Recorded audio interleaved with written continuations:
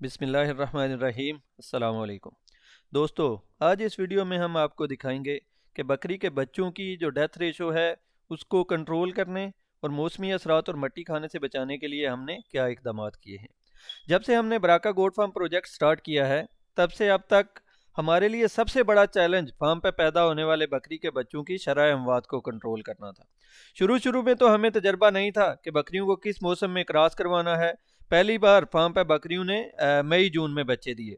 गर्मी की शिद्दत बहुत ज़्यादा थी और हमारे पास मास वाइज शेडिड एरिया के गर्मी से बचाने के लिए हाथर हवा कोई इंतज़ाम नहीं था, जिसकी वजह से बहुत ज़्यादा बच्चे सर्वाइव ना कर सके और वो मौत का शिकार हो गए। चूँकि हमने ब्रीडर परमानेंटली बकरियों में छोड़ा हुआ था, तो जब भी कोई बकरी हीट में आती तो वो उसको क्रॉस कर देता। इस तरह फार्म पे दूसरे जो बर्थ पीरियड था वो जनवरी फरवरी में आया। गर्मियों की तरह इस वक्त सर्दी की शिद्दत भी ज़्यादा थी। बहुत कोशिश के बावजूद बच्चों को बचाया ना जा सका और शरह अमवात भी इस तरह कंट्रोल ना हुई। इसके बाद हमने ब्रीडर को सिर्फ मार्च और अप्रैल और इसी तरह सितंबर और अक्टूबर के महीनों में ही बकरियों में छोड़ा, ताकि बकरियां नॉर्मल मौसम में बच्चे दें और वो बच्चे मौसमी असरात से बच सकें। फिर जब बकरियों ने अगली बार बच्चे दिए तब गर्मी और सर्दी की शिद्दत तो नहीं थी। बच्चों के लिए एक सेपरेट पार्टीशन बनाई हुई थी जहां उन्हें रखा गया था। जब भी दूध पिलाने का वक्त होता तब इनकी माओं को इसी पार्टीशन के अंदर ला के बच्चों को दूध पिलाया जाता।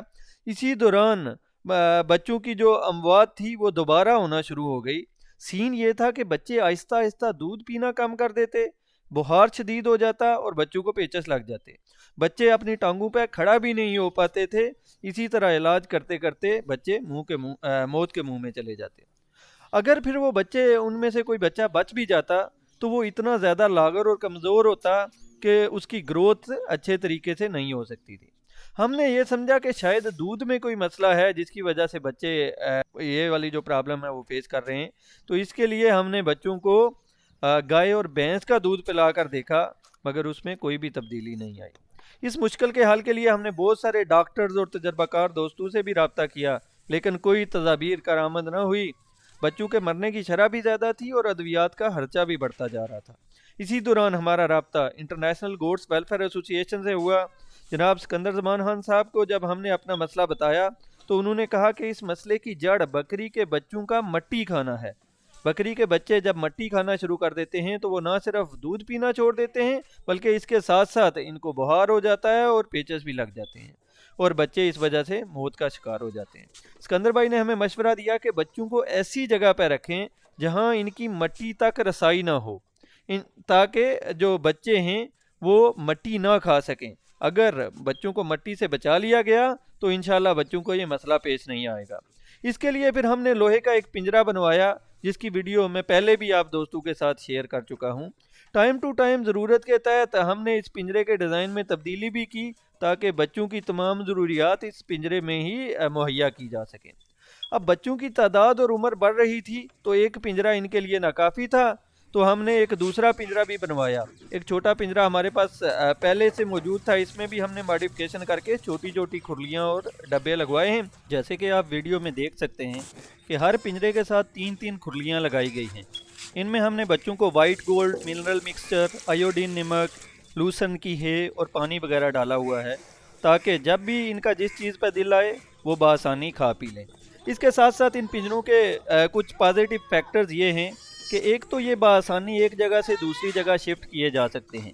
जब धूप निकलती है तो हम इनको निकाल के धूप में रख लेते हैं और रात को कमरे में ले जाते हैं। गर्मियों में इन पिंजरों के बाहर पंखे और एयर कूलर लगाकर जाली से बच्चों को ठंडी हवा पहुंचाई जा सकती है। इन पिंजरों के नीचे लकड़ी की फटियां लगाई गई हैं ताकि इनको बआसानी साफ और खुश्क रखा जा सके। तो दोस्तों, ये था हमारा गोट ब्रीडिंग का तजर्बा जो हमने आप दोस्तों से शेयर किया है। इसमें होने वाली बेहतरी का सारा credit international goats welfare association को जाता है, जिनके माहिराना मशवरों से हम बच्चों की डेथ रेशो को कंट्रोल करने में कामयाब हुए। अगर आपको भी गोट फार्मिंग में कोई मसला दरपेश है तो आप भी आज ही इंटरनेशनल गोट्स वेलफेयर एसोसिएशन के मेंबर बने और एक्सपर्ट हजरात की रहनुमाई से अपने गोट फार्मिंग के मसाइल हल करें। दोस्तों, ये वीडियो अगर आपको मालूमाती लगे तो अपने फार्मर दोस्तों से भी ज़रूर शेयर करें और बजरिया लाइक और कमेंट्स हमें अपने तासुरात से ज़रूर आगाह करें। आपकी खिदमत में पेश बराका गोट फार्म, सरगोदा।